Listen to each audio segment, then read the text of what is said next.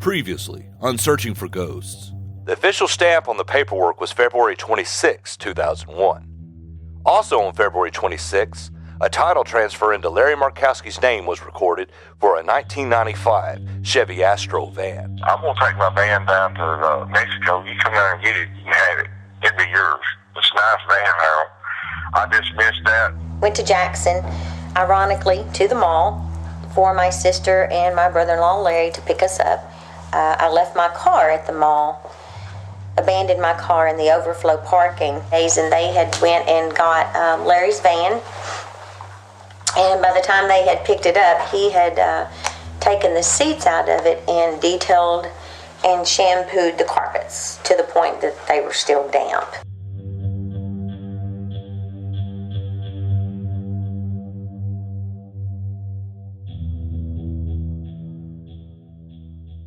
Just 6 days before Bethany disappeared, a tan 1995 Chevy Astro van was registered to Larry Markowski in what appears to be a private sale. 2 days later, on February 28th, the 1990 Chevy Cavalier that was registered to Johnny appears to have been sold. The Cavalier pops up again at the end of March as being sold from Quality Cars in Martin, Tennessee.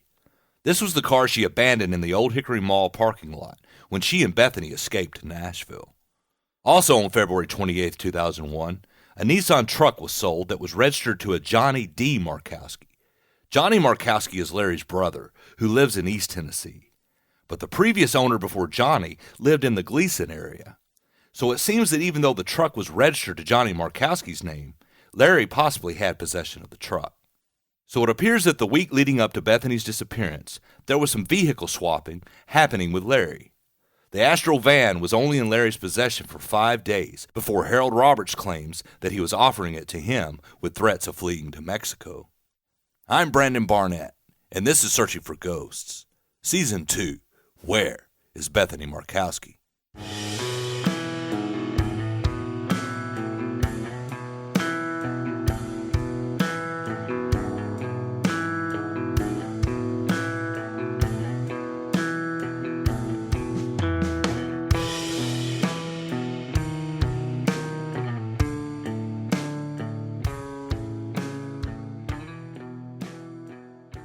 We've mentioned earlier that Larry was a truck driver, but he also did body work on vehicles. Remember this from episode 4, The Escape?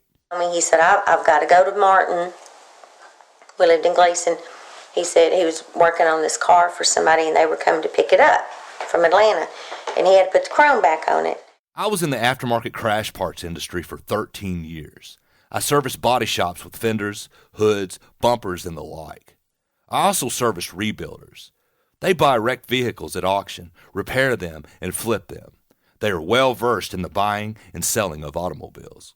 And Larry was a vehicle guy, and there's nothing necessarily suspicious in that alone. Here's Larry's daughter, Jenny. Because that was all he ever done. He never kept a vehicle long. Okay. You know, he always bought and sold cars. Constantly. Same thing with places to live. They were always moving. Yeah. So none of that stood out. But there is something that stands out about the Astro van.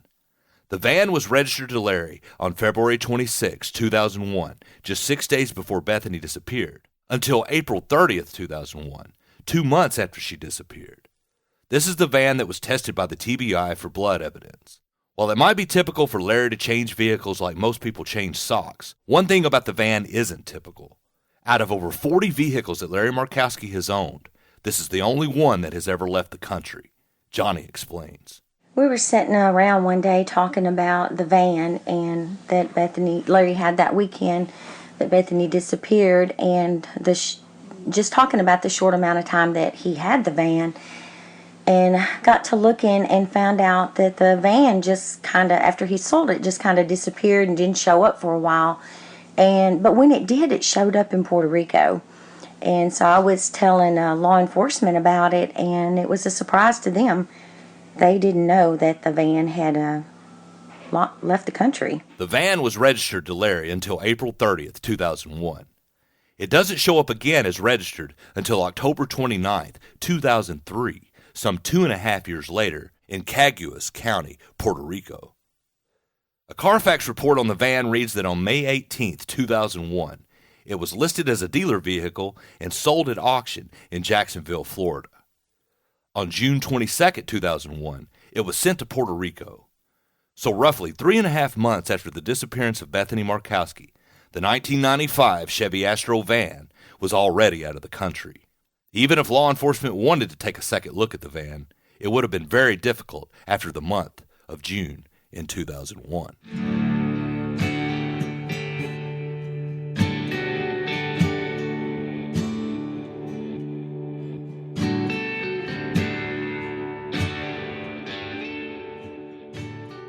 I did a simple Google search on shipping a vehicle from the United States to Puerto Rico. I found a site to guide you through this process. This site stated that the rules about getting a vehicle to Puerto Rico were less stringent than to other places overseas. Quote, and because Puerto Rico is a commonwealth of the United States, shipping regulations to and from the island are less rigorous. Unquote.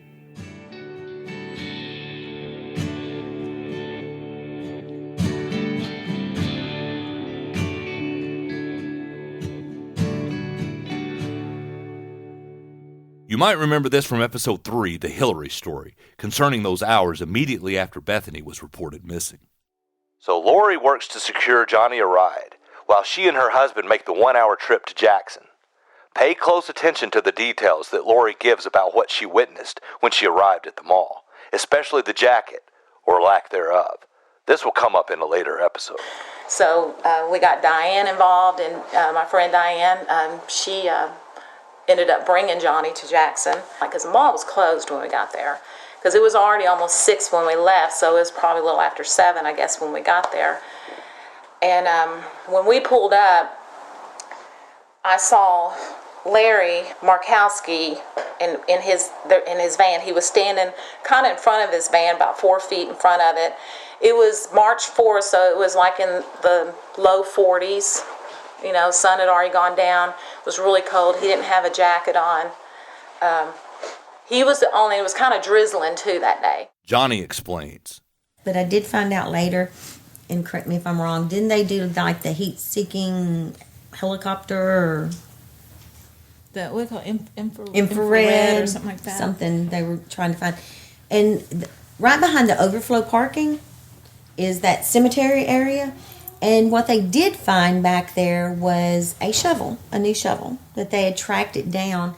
And it had been bought that day, I think, at Walmart. Really? Mm-hmm. And I watched the security tape over and over and over and over. The guy had on an army jacket like Larry Markowski had, which when they asked him about it, he said that he had lost it.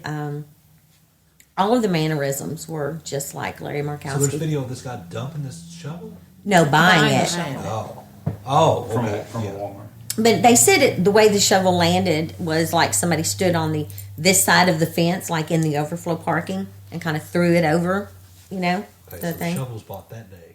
The shovel was bought that day at Walmart in Jackson, along with rope and 2 5-gallon gas cans.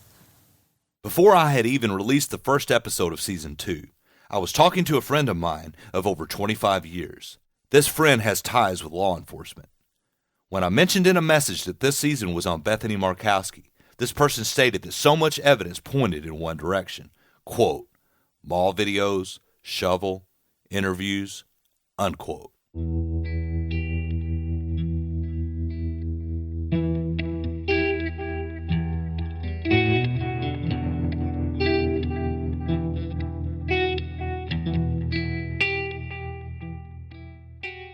I knew that I couldn't get law enforcement to talk about the shovel, but I asked anyway.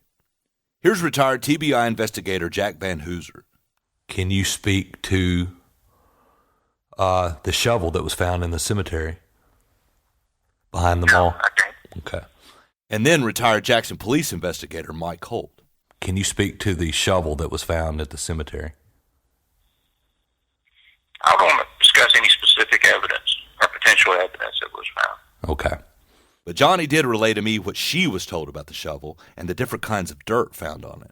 They checked that shovel for fingerprints? Actually, they checked the shovel, and you have to remember it was almost 17 years ago, and touch DNA and all of that stuff wasn't. But if they, it was at Walmart, so how many people touched it, loading it? Yeah. And then, from what I understand, it pretty much just became an object that was being moved around in evidence room because they had tested as much as they could test, Did it have dirt on it? It did have some dirt. Yeah. And the little, Had been used. the little spindle thing, and it wasn't. And this is how I found out dirt has DNA. It's weird. It wasn't. What was in the little spindle things didn't match the dirt that the shovel was in. But dirt evidently has a DNA, and it changes with the blowing of the wind and the birds pooping, and it really does, and all that stuff.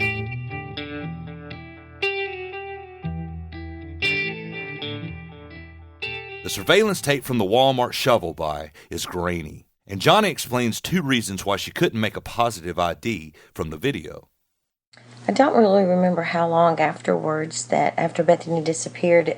It was either the next day or a couple of days after that. I went to the Jackson Police Department, and they asked me to watch a video because apparently when they were searching for Bethany, they found a shovel in the cemetery behind the mall. And they located where the shovel had been bought, and it had been bought, I think it was the day that Bethany disappeared, maybe earlier in the day. And it came from the Jackson Walmart. And so I was watching the video, and whoever bought it had on an army jacket, and the mannerisms and the way he walked and repositioned his hat and everything, and made me think that it was Larry Markowski. The man had bought a shovel, rope, and 2 5-gallon, the red plastic gas cans.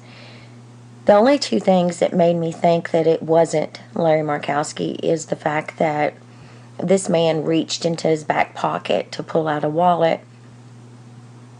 Larry always carried a wallet, but he normally carried his money folded up and in his right front pocket. And the other thing was when the man raised up his left arm, it looked like something metallic on his arm, like a metallic gold or a silver wristwatch band. And Larry always wore a leather band. So there was only 2 things that made me think that it wasn't him.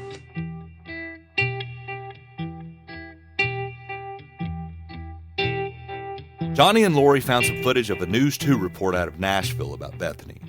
The news segment had clips from around the time of Bethany's disappearance. One clip shows Larry Markowski with dyed black hair going through what appears to be a wallet while standing beside the Astro van. We will have the clip on our Facebook page.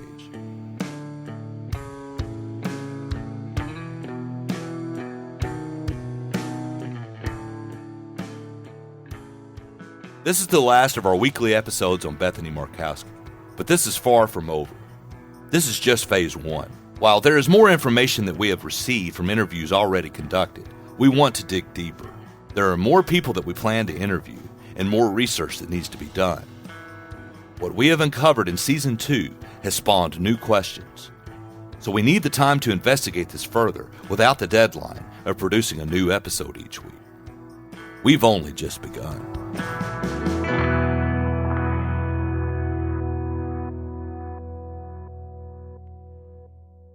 If you have any information about Bethany Markowski, no matter how small you think it is, call 1-800-THE-LOST.